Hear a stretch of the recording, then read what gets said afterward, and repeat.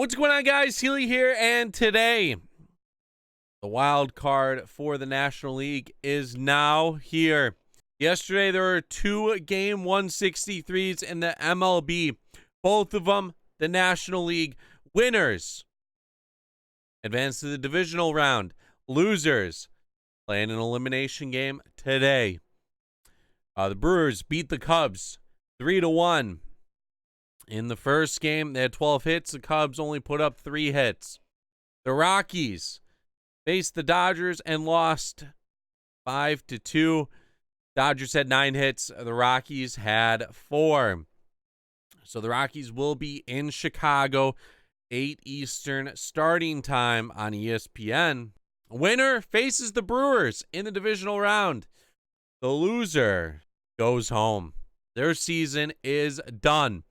The Rockies are sending out Kyle Freeland, 17-7 on the year, 2.85 ERA, 173 strikeouts. Kyle Freeland had 1 start against the Cubs this year, 3 runs on 6 hits, struck out 5 in 7 innings of work. The Cubs ended up taking that game. Freeland got handed the loss. The Cubs are sending out John Lester, 18-6 on the year, 3.32 ERA, 149 strikeouts. In his only start against Colorado this year, he pitched 5 2/3, allowed 2 runs. None of them were earned, and he struck out 5. So should be a good matchup for both. And that was a home start for John Lester. So the Cubs and Rockies this year, they were 3-3 against each other. Both teams took 2 on the road, and then they ended up losing the third game in that series. So Rockies 2-1 against Chicago in Chicago this year. Not too much of a sample size. The Rockies were 19-9 in the month of September. The Cubs were 16-12. Cubs have flopped a little bit this year. One thing to look at for this game, the Chicago Cubs were second in the major leagues with only scoring 1 or less runs. 39 games this year, the Cubs scored 1 or less. In those games, they were 4-35. Hard to win games when you score 0. It's actually impossible. And it's pretty hard to win games when you only score 1 run as well. The bats have to come alive today. You cannot allow teams to get to their bullpen. As soon as the Cubs start scoring runs, they have no problem scoring more. The problem is getting that first run or 2. Saw it in the Brewers game. The only run came off of a home run from Anthony Rizzo. But all the other base runners they got on from hits or even walks, they had a couple times where they had leadoff walks or even a 1-out walk. They grounded in a double play. Momentum was killed. These guys feed off each other, and it's hard to stop them once the runs start producing. The Rockies. We're going to look at the big 3, Charlie Blackmon, Nolan Arenado, and Trevor Story. These guys have to have a huge game. The lineup for the Rockies, a lot of depth. But these 3 guys have to show up for the Rockies to win. Just like the Cubs, the Rockies have to come out early. The Cubs struggle to play from behind a little bit. The Cubs did have a lot of comeback wins this year, but that's due to the pitching allowing a run early in the game. And if you allow 1 in the first and score 2 in the second, and that's counted as a comeback from behind victory. The Cubs cannot allow the Rockies to get up early.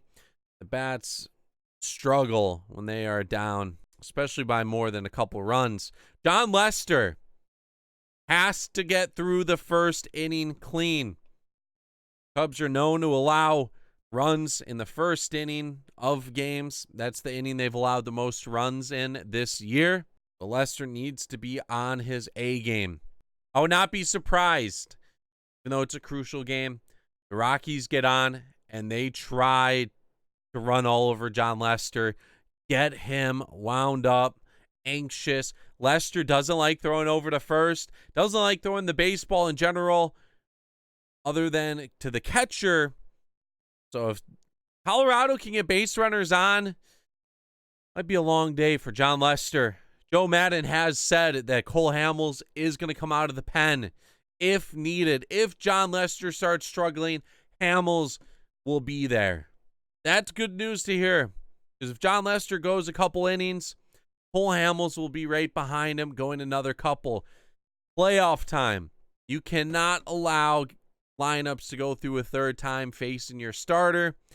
Every time the lineup goes through, the next time they come up, it's going to be a higher chance that they get to the pitcher. But both teams, if they want their starter to go far into games, they have to not allow hits. They have to play pretty much perfect so that they can get 5, maybe 6 innings. I'm expecting to see the bullpen come out for one of the teams before the 4th inning.